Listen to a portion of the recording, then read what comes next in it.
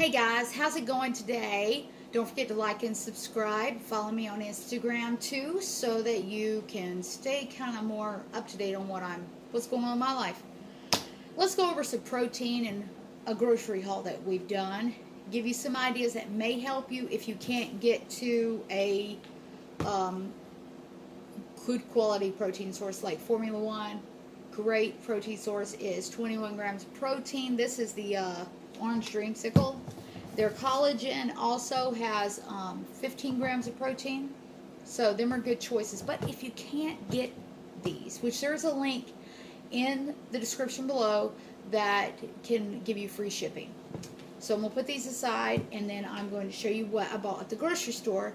And hopefully it'll give you some ideas that may help you with finding good quality food and protein without going over on maybe your fats and carbs.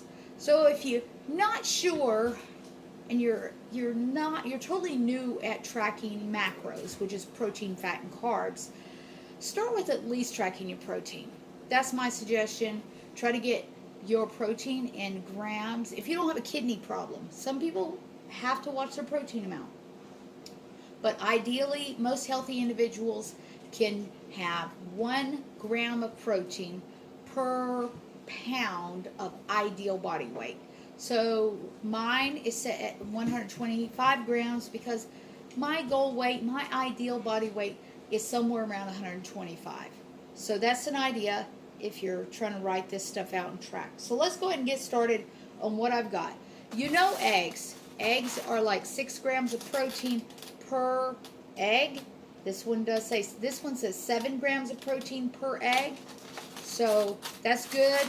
And if you're trying to cut down on the fats and don't want to use a lot of butter or bacon grease, which is okay if you're okay with that.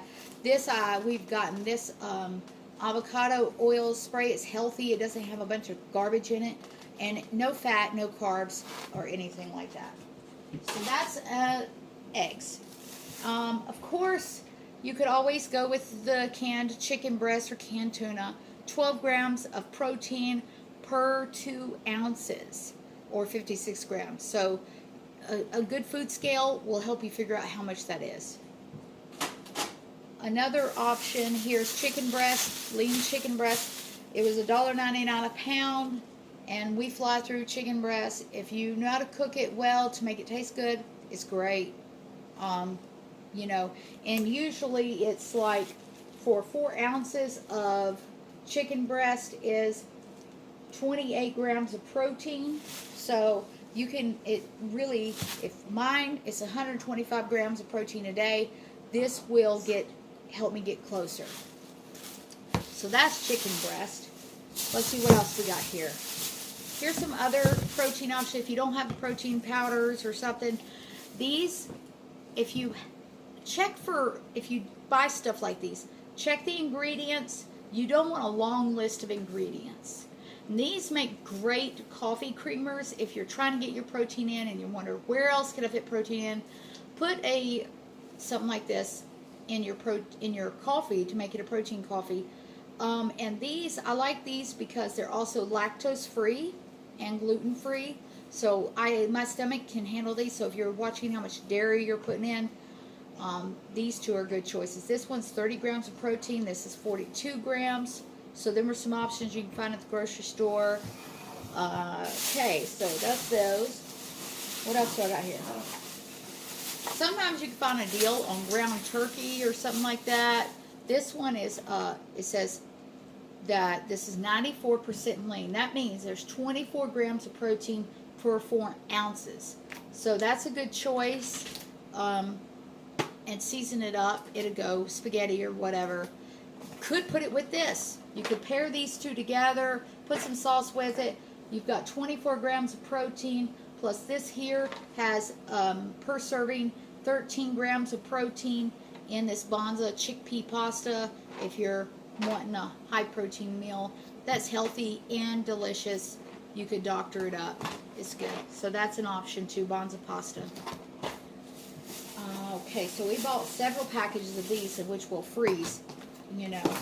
And then, now, this one is a little bit higher in fat. You know, ground beef, If you can get over 90% lean ground beef, that would be great. It's ideal, but sometimes it's expensive, right?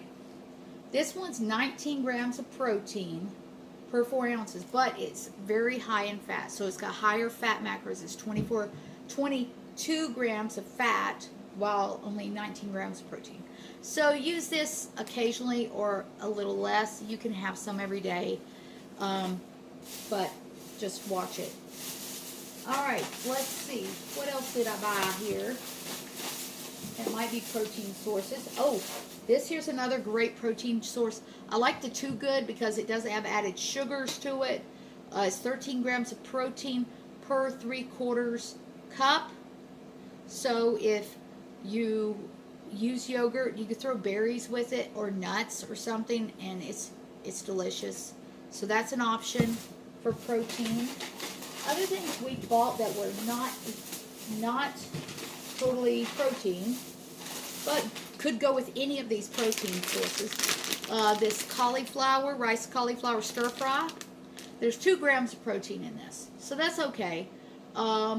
Not, a lot of protein, but putting it with the ground turkey or something like that, this would be delicious, or even the chicken. So we got some of that. So you don't want to leave out vegetables if you can. And these are pretty good. This is just cauliflower, another 2 grams of protein there. That's great. Like I said, go with any meat.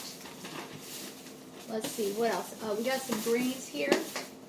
Super greens. My husband found that 2 grams of protein in that as well.